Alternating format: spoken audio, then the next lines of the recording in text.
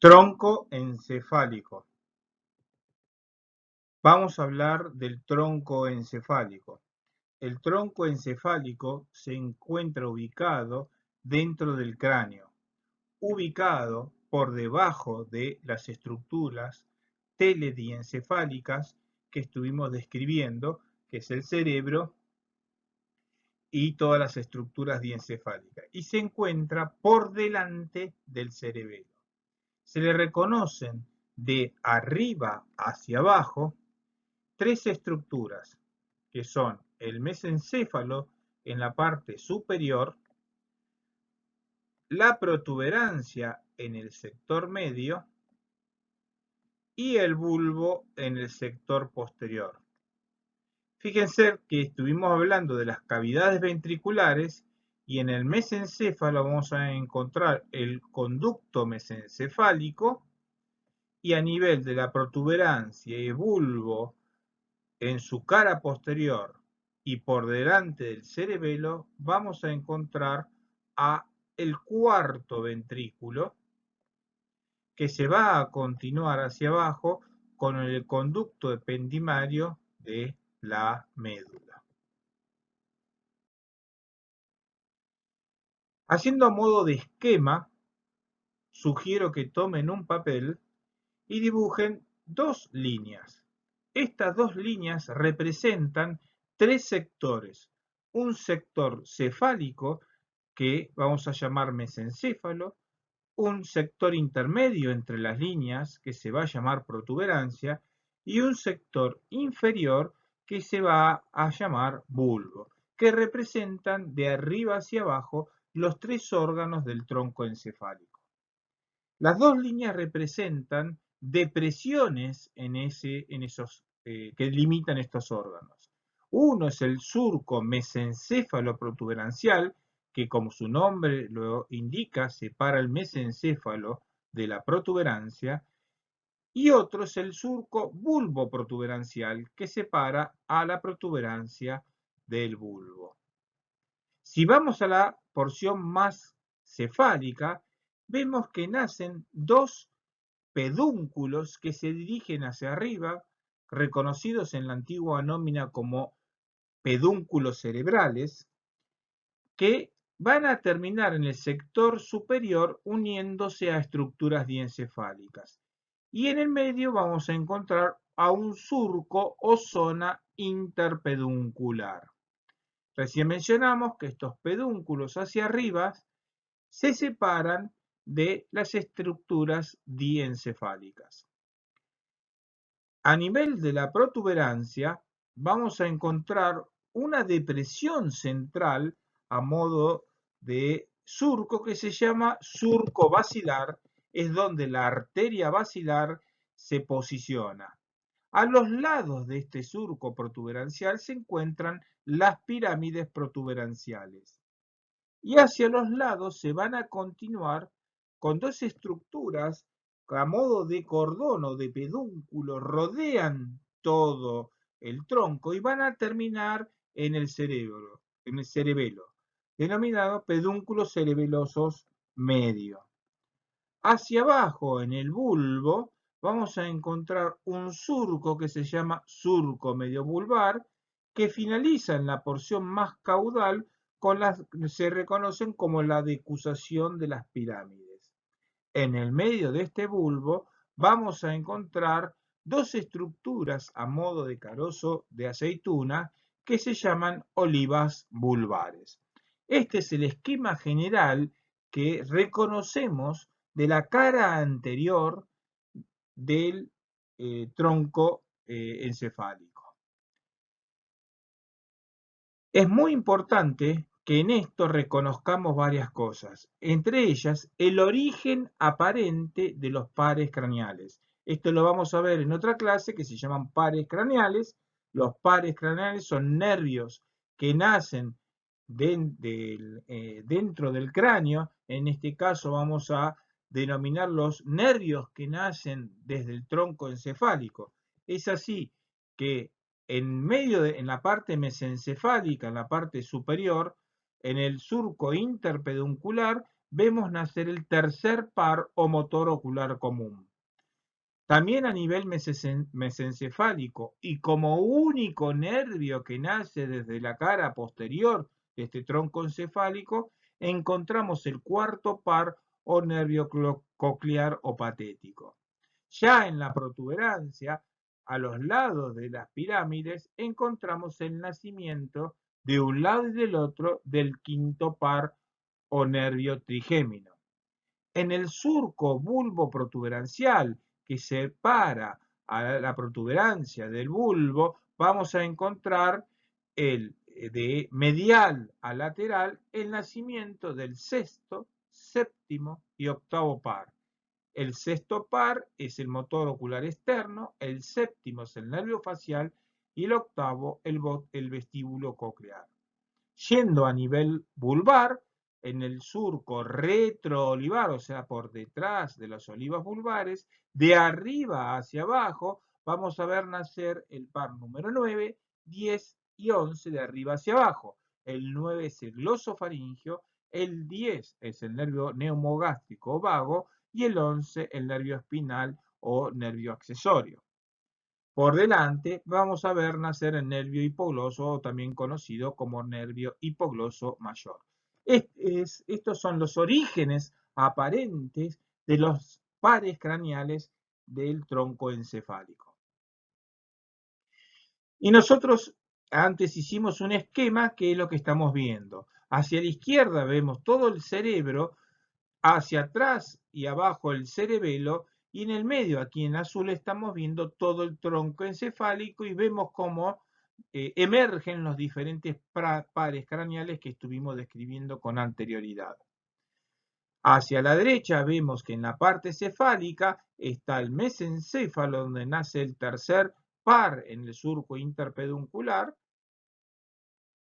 la protuberancia, donde se ve emerger el quinto par, y del surco bulbo protuberancial nace del medio hacia afuera el 6, el 7 y el 8, y el sector vulvar, donde nacen el 9, 10 y 11 como nervios retroolivares y el 12avo par como nervio preolivar. Ahí tienen ustedes entonces el nervio par número 1, nervio olfatorio, el número 2, que son el nervio óptico, son dos nervios que están relacionados directamente al cerebro. El tercer par que nace del surco interpeduncular, el único nervio que viene desde atrás, que es el cuarto par, es ese chiquitito que vemos nacer al lado de este, el quinto par o nervio trigémino. El 6, el 7 y el 8 en el surco bulbo protuberancial. De arriba hacia abajo el 9, 10 y 11 retroolivares y el 12avo par preolivar. Aquí vemos el tronco encefálico en una visión lateroposterior. En la parte superior vamos a encontrar el tálamo, que es una estructura encefálica que está representado por esta gran masa que encontramos aquí. Y vamos a encontrar los cuerpos geniculados laterales o superior y el cuerpo geniculado inferior. Estos cuerpos geniculados tienen relación con la vía óptica y con la vía auditiva. Ya por debajo vamos a encontrar entre medio de los tálamos la epífisis que forma parte del epitálamo. Por debajo vamos a encontrar una gran estructura que es el mesencéfalo, que hacia adelante se acuerdan que ustedes que teníamos la emergencia del tercer par o nervio interpeduncular. Pero aquí lo estamos viendo desde atrás, donde vemos los tubérculos cuadrigéminos superiores y los tubérculos cuadrigéminos inferiores, que representan estas eminencias, los núcleos del tercer par en la parte del tubérculo cuadrigémino superior y el cuarto par del tubérculo cuadrigémino inferior. También vemos nacer el único par craneal posterior, que es el cuarto par o nervio patético que se dirige hacia adelante, y por debajo vemos los pedúnculos cerebelosos superiores. Cuando vamos hacia la protuberancia, vamos a encontrar una gran eminencia que son los pedúnculos cerebelosos medios, fíjense que son los más grandes. Por fuera vemos nacer el quinto par o nervio trigémino, y también vemos en la parte inferior del pedúnculo cerebeloso medio la emergencia del séptimo par y del octavo par que van a ingresar a este sector.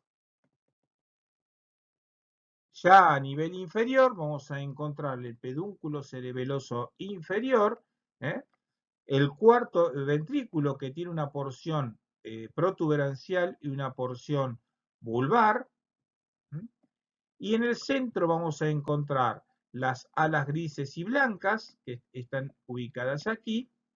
Hacia adelante vamos a encontrar la oliva vulvar y vamos a encontrar de arriba hacia abajo como la emergencia de los nervios con el 9, el 10 y el 11 como nervios pares craneales, y preolivar el 12º par o nervio hipogloso. Aquí vemos ya sí la cara posterior. Fíjense que hacia arriba tenemos los tubérculos cuadrigéminos, superior e inferior, que representan el tercero y el cuarto. El nacimiento del cuarto par craneal o nervio patético coclear, y los pedúnculos cerebelosos superiores. Ya en el sector de la protuberancia vamos a encontrar el pedúnculo cerebeloso medio, y en la parte posterior vamos a encontrar el triángulo del cuarto ventrículo, donde se le reconoce una eminencia teres, y hacia arriba vamos a encontrar lo que se denomina la eminencia superior. Ya en el sector del bulbo raquídeo vamos a ver el pedúnculo cerebeloso inferior, y en la región posterior del cuarto ventrículo, en su porción vulvar, que está representada por este triángulo, vamos a encontrar las alas grises y a los costados las alas blancas. Eso que están en verde, como están viendo ustedes, es todo el piso del cuarto ventrículo, y el techo está representado por una tela coroidea que tiene tres orificios, que son los agujeros de Luschka y Magendie. Es ahí donde el líquido cefalorraquídeo que se encuentra dentro de los ventrículos sale por estos orificios y se ubica en el espacio subaracnoideo. Volvemos a repetir exactamente lo mismo. En la parte superior vemos los tubérculos cuadrigéminos, que representan el superior al tercer par y el inferior al cuarto par, la emergencia del nervio patético o cuarto par, el pedúnculo cerebeloso superior, el pedúnculo cerebeloso medio, y aquí encontramos el pedúnculo cerebeloso inferior. Aquí tenemos la eminencia teres. Hacia abajo tenemos el ala blanca y las alas grises, y todo este sector está representando el cuarto ventrículo, como recién estuvimos mencionando. Aquí tenemos un corte a nivel bien alto del tronco cerebral. Es justo ahí donde el mesencéfalo se va a unir con las estructuras diencefálicas. Lo estamos viendo este mesencéfalo desde su cara inferior. Fíjense que es muy pequeño, acá está agrandado, mide aproximadamente 2 centímetros, y conecta la protuberancia que está por debajo y el cerebelo que está por detrás. Hacia arriba el mesencéfalo lo conecta con el cerebro. En este sector se encuentra atravesado el mesencéfalo, aquí abajo, como lo estoy marcando, por el acueducto mesencefálico. Ustedes siempre se tienen que dar cuenta, porque si miran bien detenidamente esta imagen central del corte mesencefálico, les tienen que hacer recordar a una figura de Disney, que es Mickey. Fíjense que es muy parecido. Ahora describamos todas las estructuras que se encuentran alrededor. Hacia la cara anterior, aquí arriba vamos a encontrar el nervio olfatorio, donde se va a dividir en una estría medial y en una estría lateral. La estría medial va a formar parte de la comisura blanca anterior porque se va a dirigir en forma contralateral. Eso corresponde al primer par craneal.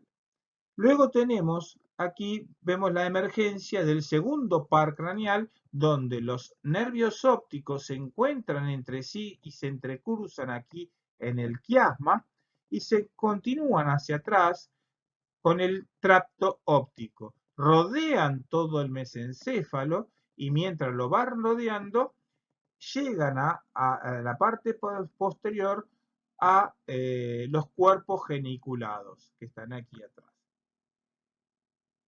Pero vamos a distinguir en este sector un sector que es todo el mesencéfalo, que es lo que nosotros tenemos que conocer. Fíjense que aquí hacia adelante tenemos los pedúnculos que dijimos que nombramos con anterioridad y una fosa en el medio que es la fosa interpeduncular donde vamos a notar la emergencia del tercer par. En el interior se le van a reconocer un núcleo que es el núcleo rojo que vendría a ser los ojitos de Mickey y en el nacimiento de las orejitas estarían haciendo la sustancia nigra.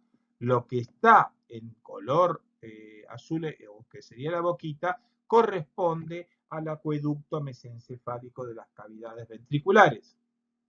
Pero también tenemos que distinguir un sector entre el quiasma óptico y estos pedúnculos, que este sector corresponde a lo que se llama región optopeduncular. Opto viene del quiasma óptico, óptico, opto, peduncular con los pedúnculos. En ese sector vamos a encontrar al tuber cinereum, que lo va a conectar con la hipófisis, y dos eminencias. Estas eminencias se llaman eminencias mamilares, que corresponden a los núcleos mamilares del hipotálamo. Ahora, en ese mismo sector vamos a reconocer una sustancia que, como ustedes ven, está con múltiples agujeros.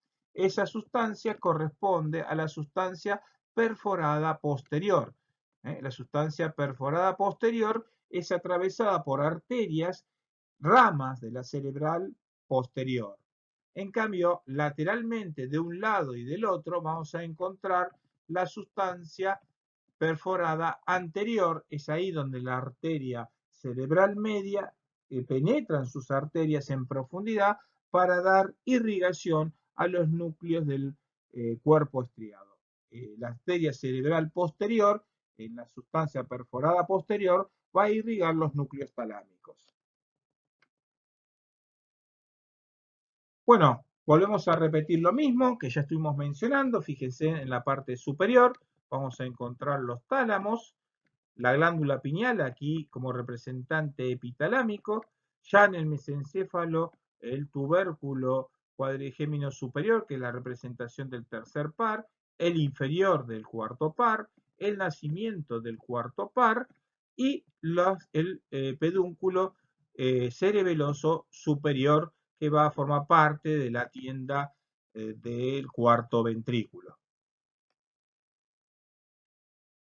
La protuberancia, como ustedes estuvimos mencionando, fíjense que se le reconoce un surco basilar, medial, las pirámides a ambos lados, las pirámides protuberanciales, el nacimiento hacia atrás se va a continuar con el pedúnculo cerebeloso medio y el nacimiento del quinto par o nervio trigémino. Ya en el surco bulbo protuberancial van a ser el sexto par en forma medial, el séptimo par y el octavo par en situación lateral.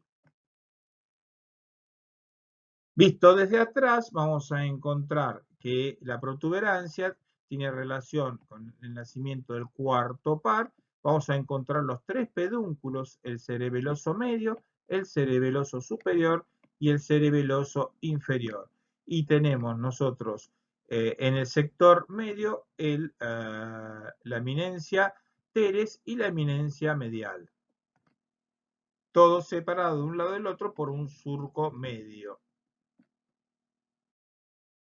En el bulbo raquídeo hacia atrás vamos a encontrar dos estructuras que representan todas las fibras ascendentes sensitivas, que es el tubérculo cuneiforme y gracili. El tubérculo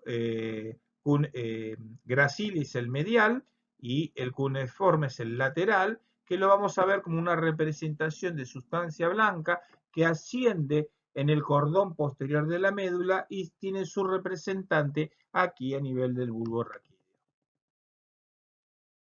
Otros dividen a este tronco encefálico, como se encuentra, este tronco no se encuentra paradito, sino se encuentra recostado sobre la apófisis basilar del hueso occipital. Entonces se denomina la región anterior, se la denomina región de la base, que está aquí en color rosa. Luego hacia atrás, antes de las cavidades ventriculares representadas por el acueducto mesencefálico y el cuarto ventrículo, se encuentran tres regiones, que es el mesencéfalo A, la protuberancia B y el bulbo, que es el techo o tegmen, del tegmento, y todo lo que está por detrás se le denomina techo. Entonces tenemos la base, el tegmento, y hacia atrás, en lo más posterior, el techo.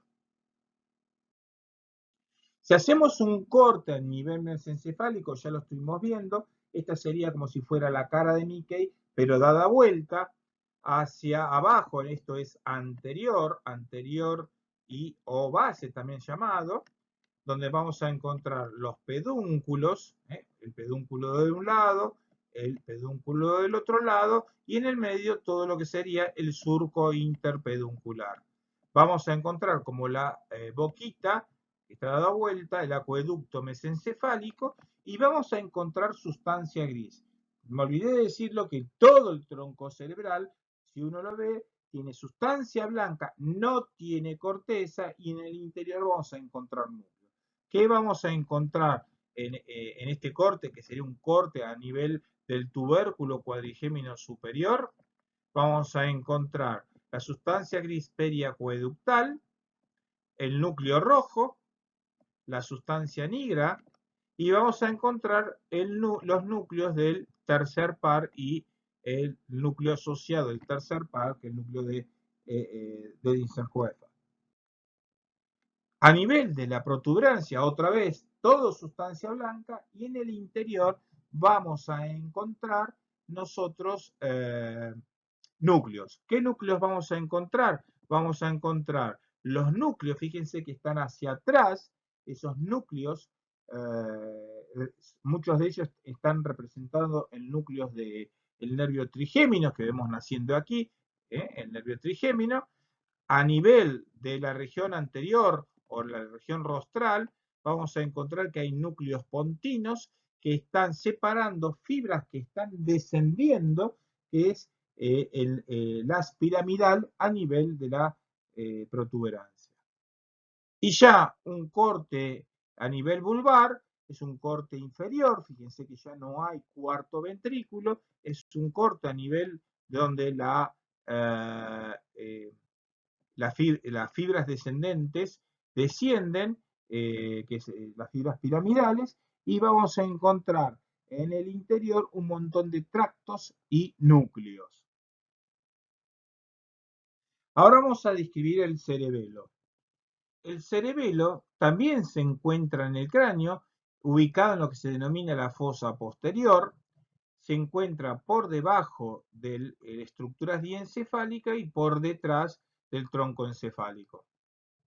Como recién mencionamos, el cerebelo se encuentra debajo de todas las estructuras diencefálicas y por detrás del tronco encefálico. Como lo vemos aquí a la derecha, el cerebelo está por detrás del tronco encefálico. El cerebelo, si lo vemos desde arriba, posee una región central llamada vermicerebroso y dos masas laterales denominada hemisferio. Cualquiera de las dos, tanto el vermis como los hemisferios, se encuentra dividido en tres lóbulos, uno anterior, uno posterior y un lóbulo nódulo flocular que es anteroinferior, por eso desde arriba no lo podemos ver. El lóbulo anterior, que está representado en color rojo, fíjense que se encuentra hacia arriba y hacia adelante. Este lóbulo anterior, en el sector medial o sector del vermis, vamos a encontrar que tiene tres sectores, o se divide en tres subsectores: la língula, el lobulillo central y el culmen. El lóbulo posterior, que es el más grande, que se encuentra entre las dos fisuras, la fisura primaria y la posterolateral, como ustedes lo vemos, es postero-inferior, y se le encuentra a nivel del vermis unas subdivisiones que son el declive, el folium, el tuber, la pirámide del vermis y la úvula del vermis. Y el último lóbulo es el lóbulo nódulo flocular, como ustedes ven, es el que está aquí en color azul. Y fíjense que por encima de este y por debajo del lóbulo anterior están los tres pedúnculos cerebelosos que estuvimos mencionando, que conectan al cerebelo con todo el tronco encefálico. Entonces aquí ustedes tienen una pieza cadavérica donde vemos un sector central correspondiente al vermis y dos hemisferios laterales que corresponden a lo que nos llamamos hemisferios cerebrales. En un esquema, como recién estuvimos viendo, tenemos un sector medial llamado vermis, con diferentes nombres que estuvimos dándolo, y los hemisferios a los lados. Fíjense que se divide en un sector intermedio de un sector externo. A modo, tampoco lo he mencionado, el cerebelo es igual que el cerebro. Tiene una corteza cerebelosa de sustancia gris, núcleos intracerebelosos, todos estos distinguidos en el medio por sustancia blanca. Y recién mencionamos que en el cerebelo se le reconocen tres estructuras. Estas estructuras son el lóbulo anterior. Este lóbulo anterior se separa del medio por un surco o fisura primaria, un lóbulo medio o posterior, que es el más grande, que lo separa de la fisura postero inferior, y un lóbulo más pequeño anteroinferior, que es el lóbulo flóculo nodular.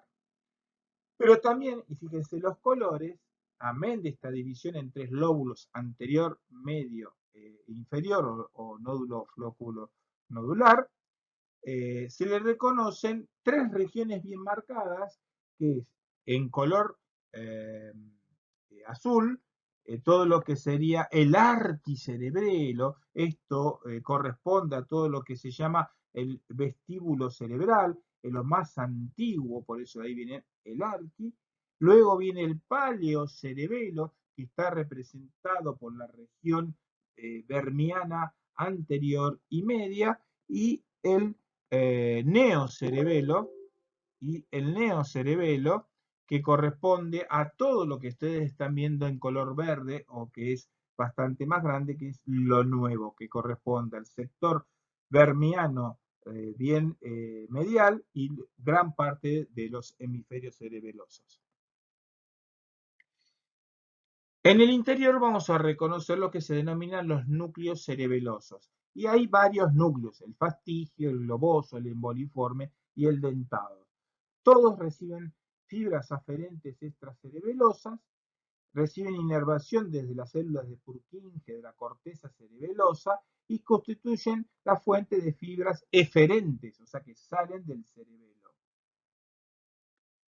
¿Qué funciones tiene el cerebelo? Y bueno, generalmente se le distingue tres regiones. Como dijimos, la vestíbulo cerebelosa, la espinocerebelosa y la pontocerebelosa, que está representada la vestíbulo cerebelosa como el número 1 en color azul, la espinocerebelosa como el número 2 y la pontocerebelosa como el número 3. Si ustedes observan, la espinocerebelosa tiene fibras descendentes mediales y laterales que tienen que ver todo lo que es con la ejecución motora. En cambio, todo lo que es pontocerebeloso o neocerebeloso está en relación, manda fibras motoras y premotoras con planificación, o sea, manda fibras ascendentes. Y después tenemos la vestíbulo cerebelosa, que es la más antigua, es la arquicerebelosa, que está en relación con el equilibrio y el control de los movimientos oculares. Es así que lo más antiguo, el nódulo flóculo nodular, que es toda la región vestíbulo cerebelosa, tiene relación en el control de los movimientos oculares y el equilibrio. La espinocerebelosa controla el tono muscular y controla todos los movimientos de las extremidades. Esto uno lo puede ver, el cerebeloso, en este aspecto, lo puede ver en el temblor. Generalmente el temblor de origen cerebeloso se expresa con el movimiento. O sea, el paciente hace un movimiento con su mano y mientras efectúa el movimiento lo descompone como si temblara. Y cuando finaliza el movimiento no tiembla. Que el temblor esencial, el temblor senil o del viejo, generalmente es el temblor de cuando el paciente se encuentra en reposo. O sea, el cerebeloso es durante el movimiento y el senil es cuando está quieto. Y el tercer lóbulo, el lóbulo posterior o ponto cerebeloso, es el que regula los movimientos discretos de las extremidades y hace toda la planeación e iniciación de los movimientos. Por lo tanto, el cerebelo tiene esencialmente un funcionamiento motor, pero se reconoce en el cerebelo una función cognitiva. Es así que recién estuvimos mencionando que el cerebelo motor en su arquicerebelo controla el equilibrio de los movimientos oculares. El paleocerebelo controla la postura y la marcha y el neocerebelo todos los movimientos coordinados y rápidos. Pero también tiene funciones cognitivas. Fíjense que tiene el lóbulo más antiguo con los núcleos fastigial y globoso, tiene relación con todo lo que es el sistema límbico y están relacionados con las emociones, la memoria y la sexualidad, y los hemisferios cerebelosos con los núcleos dentados y emboliformes, todo lo que es el lenguaje, el aprendizaje, la planificación y las estrategias.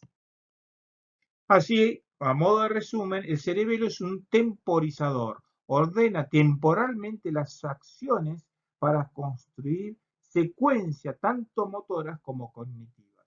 Por lo tanto, el cerebelo es muy importante junto con el cerebro porque programa, planifica, ejecuta y monitorea todos esos procesos motores y cognitivos, resuelve los problemas y todas estas toma de decisiones lo hace asociándose con el encéfalo. Ahora vamos a ver la médula, que no forma parte del tronco encefálico. La médula se encuentra dentro del eje raquídeo, todo el encéfalo constituido por estructuras teledinencefálicas. El tronco encefálico, que está formado por el mesencéfalo, la protuberancia del bulbo y el cerebelo, se encuentran dentro del cráneo. En cambio, la médula se encuentra dentro de la columna raquídea. Por lo tanto, vamos a ver que no está dentro del cráneo, sino lo vamos a encontrar fuera del cráneo, o sea, la médula nacería a nivel del agujero occipital. Como recién mencionamos, la médula se encuentra dentro de la columna vertebral. La columna vertebral, como ustedes saben, tiene vértebras cervicales con sus características que habrá que reconocerlas, vértebras torácicas y vértebras lumbares. Pero también hay que reconocer que existen un hueso que se forma por la unión de las vértebras sacras y en la parte más inferior las vértebras coxígeas. La médula es un cordón que tiene una dirección cefalopodálica, se extiende desde el agujero occipital en la parte más encefálica y finaliza en la parte más distal a nivel de la vértebra lumbar 2. Quiere decir que la médula no se encuentra médula dentro del sacro, solamente se encuentra lo que se llama el filum terminale. Si ustedes ven en la médula, desde su cara posterior o de su cara anterior, tiene dos ensanchamientos, un ensanchamiento en la parte superior y un ensanchamiento en la parte inferior. Estos ensanchamientos corresponden a los sectores cervicales y lumbares y representan un acúmulo de neuronas y de fibras por la presencia de los miembros superiores y miembros inferiores. Fíjense en ustedes en la figura de la derecha que en la parte más cefálica vamos a encontrar el encéfalo, que ya no mencionamos, todas las estructuras están dentro del cráneo. Y después la médula se le distingue sectores de arriba hacia abajo, el cervical, que como ustedes ven está en violeta, la torácica, que está en celeste, la lumbar, que se encuentra en verde, y la sacrocoxígea, que se va a encontrar en bordeaux. Ahora la médula que está en el interior, fíjense en ustedes que la médula no tiene relación uno a uno con la vértebra que forma la columna vertebral. Fíjense que a nivel cervical ya la médula está acortada en un cuerpo vertebral. Fíjese que la médula torácica llega hasta el nivel de la torácica 9 y 10 y la médula termina a nivel del lumbar 2. Pero ¿cómo puede ser entonces que la médula es más pequeña en su trayecto dentro del eje vertebral, pero los nervios cuando salen o emergen, salen en el orificio correspondiente? Lo que sucede es que, como ustedes observan a nivel cervical, los nervios prácticamente salen uno a uno, pero a nivel torácico descienden un espacio o dos, a nivel lumbar descienden hasta 3 espacios, y fíjese que los nervios a nivel lumbar prácticamente nacen y luego salen por el orificio sacro, pero mucho más abajo. Es así que, como recién mencionamos, la columna vertebral termina a nivel de lumbar 2. De ahí hacia abajo, todo se lo llama cola de caballo o cauda equina, a la cual se le va a reconocer diferentes sectores. Un epicono, que es hasta la sacra 2, un cono hasta la coxígea 1, pero que sale a nivel de lumbar 5, y luego se encuentra la cola de caballo verdaderamente, o propiamente dicha. Los nervios que emergen de la médula, llamados nervios raquídeos, forman parte del sistema nervioso periférico y tienen una representación a nivel del cuerpo. Fíjense que en color rojo y rosa se encuentra todo lo que es el sector de inervación del plexo cervical o de la región cervical. En amarillo se encuentra el nivel torácico y en celeste nivel lumbar, y aquí en un azul más oscuro todo lo que es a nivel sacro. Es muy importante este conocimiento y se aplica continuamente a lo que es la punción lumbar. Fíjense que hacia adelante en un corte sagital tenemos un cuerpo vertebral, hacia atrás vamos a encontrar el conducto medular, que en color negro nosotros vamos a tener que está la dura madre, y uno puede ingresar con una aguja, sea para tomar líquido cefalorraquídeo o para hacer una anestesia. Si uno hace una anestesia por fuera de la dura, se llama anestesia epidural. Evidentemente ahí no vamos a encontrar líquido cefalorraquídeo, pero sí vamos a poder anestesiar los nervios. Para la punción lumbar tenemos que entrar en el espacio subaracnoideo, y eso se lo llama, si se coloca anestesia ahí, anestesia espinal o anestesia raquídea. Lo usamos habitualmente, aquí estamos viendo cómo se hace la punción con una dirección hacia cefálico e ingresa al espacio subaracnoideo para tomar el líquido cefalorraquídeo. Esto se lo llama punción lumbar. Cuando hacemos un corte de la médula, vamos a encontrar que se divide en diferentes sectores. Se le va a reconocer en la médula que tiene una sustancia blanca periférica, no tiene corteza, y una sustancia gris interna que tiene forma de H. Recordemos que por dentro de la médula circula todo un conducto donde circula líquido cefalorraquídeo que se llama conducto ependimario. Y se le va a reconocer un surco posterior, fíjese que es muy pequeño, apenas ingresa dentro del órgano, pero también hacia adelante tenemos una separación más grande que se llama cisura anterior. En el interior de la médula vamos a encontrar sustancia gris. Esa sustancia gris, fíjese que tiene un asta dorsal, que es un asta asociada a todo el ingreso o aferente por la raíz posterior, por lo tanto es de índole sensitiva. Un asta ventral mucho más grande que está relacionado con todo lo motor, y a nivel tóraco-lumbar vamos a encontrar la columna lateral, donde se suele encontrar los núcleos correspondientes al sistema simpático. La sustancia blanca se organiza en cordones o columnas, así tenemos una columna o cordón posterior, una columna lateral y una columna ventral. Pero fíjense que la médula tiene a nivel del conducto ependimario una unión del lado derecho con el lado izquierdo a través de comisuras blancas y comisuras grises. Es así que encontramos, como recién dijimos, sustancia blanca, sustancia gris. Fíjese que la sustancia gris está formando como si fuera una H, con un asta posterior, un asta anterior. A nivel tóraco-lumbar se le distingue una lateral, tres cordones, un cordón posterior, un cordón lateral y un cordón anterior.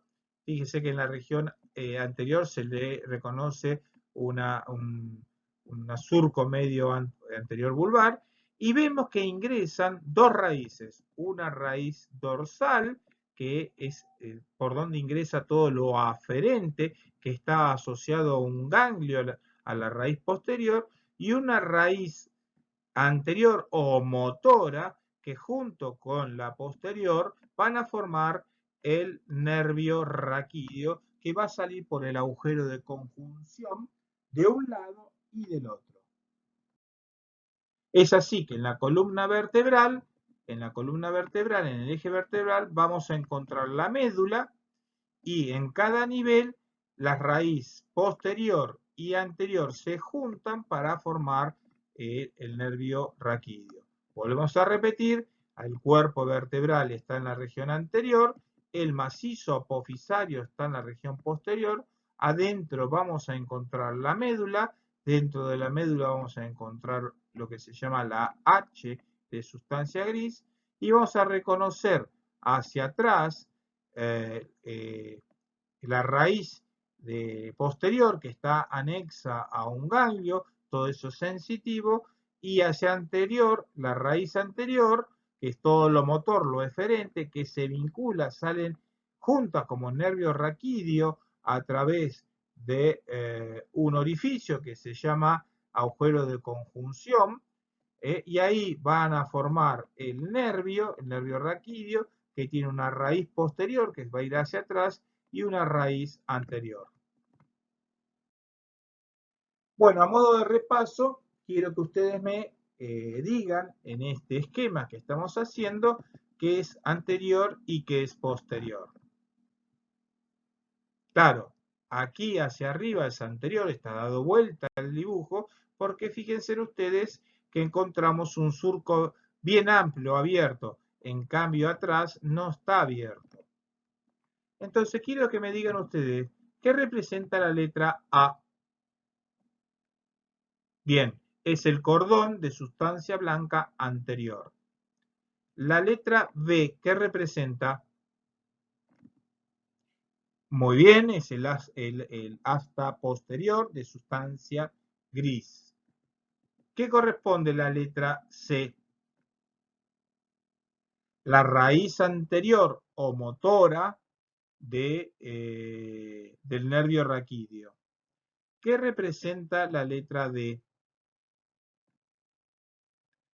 Es la comisura gris anterior que une los dos sectores de la médula. ¿A qué corresponde la letra E?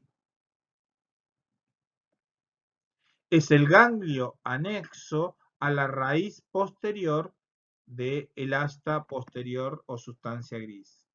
¿Y a qué corresponde la letra F? Bien, corresponde al cordón posterior. Y la letra G corresponde a la sustancia gris, a lo que se reconoce como asta intermedio lateral. Fíjense ustedes que aquí ya podemos reconocer diferentes estructuras dentro de la médula. Vamos un poquitito hacia afuera, cómo se forma el nervio, porque esto es muy importante. Fíjense ustedes que hacia la derecha tenemos una hemimédula, donde en el interior vamos a encontrar sustancia gris, que está representada el número 2 por el asta posterior, donde ingresa todo lo aferente, y el número 1 como el asta anterior, todo lo eferente. Ahora vayamos hacia afuera y vamos a distinguir un sector que es el nervio raquídeo en sí.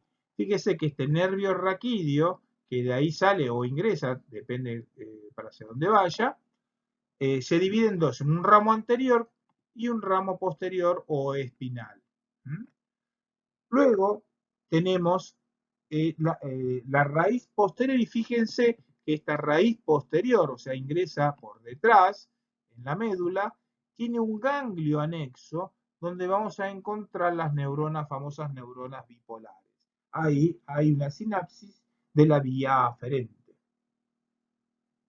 Y del asta anterior sale el nervio o la raíz anterior que va a formar el nervio raquídeo, y esto es todo motor, todo motor. Y luego vamos a ver que por ramos comunicantes blancos y grises se asocia con un ganglio laterovertebral o prevertebral donde encontramos también neuronas. Esas neuronas de estos ganglios tienen todos una afiliación del sistema nervioso autonómico simpático-parasimpático. Bueno, ahora quiero que me digan ustedes que estamos viendo, fíjense, ahí tenemos, está la médula a nivel anterior porque está el surco, la sustancia gris que forma como si fuera una H, y después tenemos el cordón posterior, el cordón anterior y el cordón lateral. Muy bien, quiere decir que aquí ingresa la raíz posterior sensitiva y encontramos una dilatación que representa el ganglio.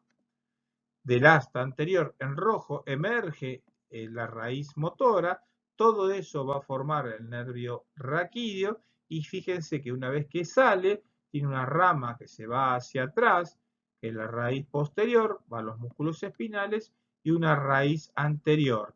Esta raíz anterior, fíjese que por los ramos comunicantes grises y blanco se conecta con ganglios donde vamos a encontrar neuronas. Estos ganglios adentro tienen neuronas del sistema nervioso autonómico que van a ir hacia arriba para vincularse hacia arriba y hacia abajo, formando todo lo que se llaman las cadenas laterocervicales, laterovertebrales que se encuentran a nivel cervical, torácico y lumbar. Más de lo mismo, fíjense en ustedes, un corte tridimensional, vamos a distinguir la famosa H de la sustancia gris medular, vamos a reconocer el asta anterior, de sustancia gris, el cordón anterior, el cordón lateral y allí atrás el cordón posterior. Y fíjense cómo hacia atrás ingresa toda la raíz posterior, donde va a tener anexo un ganglio, y cómo se ven las raíces de la raíz anterior, todas ellas van a formar el nervio raquídeo.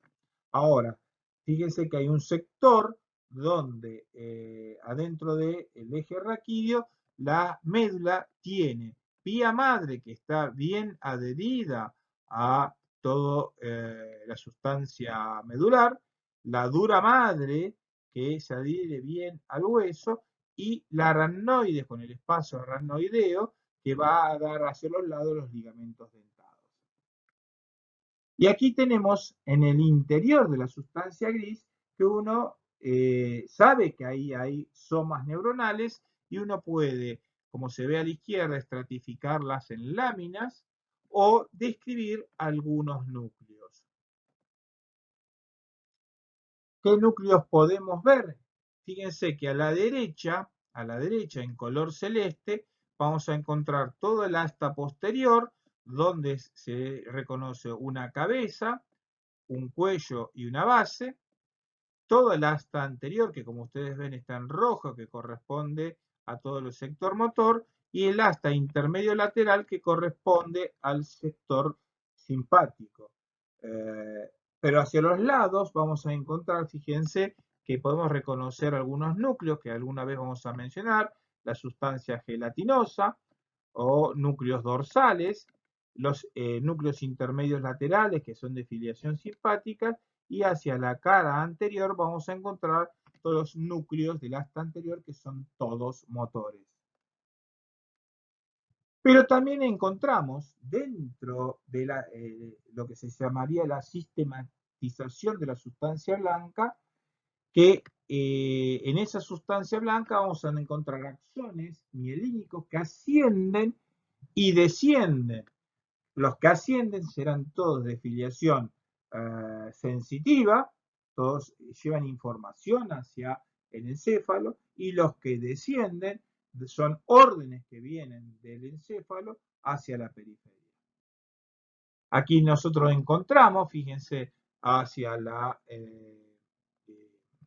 izquierda, todos los fascículos que ascienden, fíjense que son bien posteriores, hay laterales y algunos anteriores.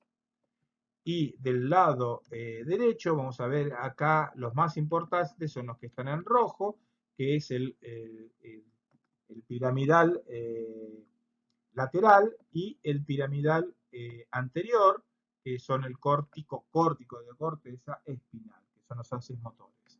O sea, del lado izquierdo los ascendentes, del derecho los descendentes. Y es así que tenemos una posible estratificación de esta sustancia blanca. Fíjense que el dolor y la temperatura, aquí en color rojo en la parte superior y derecha, esta que es el color rojo, ingresa por la raíz posterior, hace sinapsis como todas las vías que ascienden en el ganglio anexo a la raíz posterior, ingresa por la raíz posterior, y cuando ingresa a la raíz posterior, fíjense ustedes que cruza la línea media y se va a ubicar en todo este sector, tanto en el sector contralateral y ahí haciendo. O sea, se cruzan a nivel del nivel medular, todo lo que sea el dolor y la temperatura. En cambio, todas las sensaciones musculares van a ir hacia el cerebelo, son todas estas que están acá diagramadas en color celeste. Fíjense que se ubican en la misma raíz posterior, toda la información aferente ingresa por la raíz posterior, hace sinapsis en el ganglio anexo a la raíz posterior e ingresa, y sus fibras se van a ir bien laterales, y tenemos una gran porción que es homolateral y otra que es contralateral, o sea, cruza la línea media. En cambio, todo lo que es el tacto discriminativo, la sensación epicrítica, que entra aquí, como ustedes ven en la parte superior con el color verde, ingresa y se va a ubicar inicialmente en todo lo que es el fascículo gracili y cuneiforme, hacia atrás. Fíjense que no cruza la línea media, asciende y recién hace el entrecruzamiento en la parte superior. En cambio, toda la información cutánea propioceptiva aquí abajo en color amarilla, fíjese que tiene la misma vía, pero se ubica luego su haz ascendente en la región contralateral bien anterior. Es así que después toda la información aferente del tacto leve y presión, fíjese que entra igual y va por la vía roja. Es así que toda esta vía es la vía sensitiva ascendente, cuya primera neurona está anexo a las raíces posteriores espinales. La segunda neurona se encuentra en los núcleos reticulares del tallo y la tercera neurona se encuentra a nivel del tálamo y de ahí va a la corteza a el área post-rolándica 3-2-1. La vía motora es distinta, es descendente. Fíjese que nacida en la corteza cerebral, a nivel prerolándico, en el área 4, desciende, pasa por la cápsula interna, o sea, separa el caudado del putamen y el lenticular del tálamo. A nivel mesencefálico lo encontramos a nivel de los pedúnculos, a nivel protuberancial lo encontramos disgregados por los núcleos pontinos, pero están en los puentes, en los pedúnculos protuberanciales. En el bulbo lo encontramos en la región anterior y cuando llegamos a la médula, vamos a encontrar que este haz que nació se cruza, o sea, lo vamos a encontrar en la médula, en el cordón anterior, cruza y hace sinapsis aquí a nivel medular y de ahí nace la segunda neurona que se va a dirigir al órgano efector. Existe una vía piramidal cruzada, fíjense que nace del prosencéfalo, obviamente atraviesa el mismo sector, va descendiendo y se cruza a nivel protuberancial y ahí desciende y se va a ubicar en el sector del cordón contralateral. La médula está irrigada según sean los sectores. Fíjense que en el sector superior o cervical está irrigado por la arteria vertebral, rama de la arteria subclavia. En cambio, a nivel torácico, las arterias torácicas ingresan al canal medular y dan irrigación. Y a nivel lumbar, también vemos que ingresan estas arterias al canal medular y van a dar una irrigación al nivel ¿cómo se llama? Tóraco-lumbar. Existe una anastomosis entre el sector B, que es el sector torácico, con el lumbar, y eso está dado por una arteria que se llama arteria de Adam-Kewich.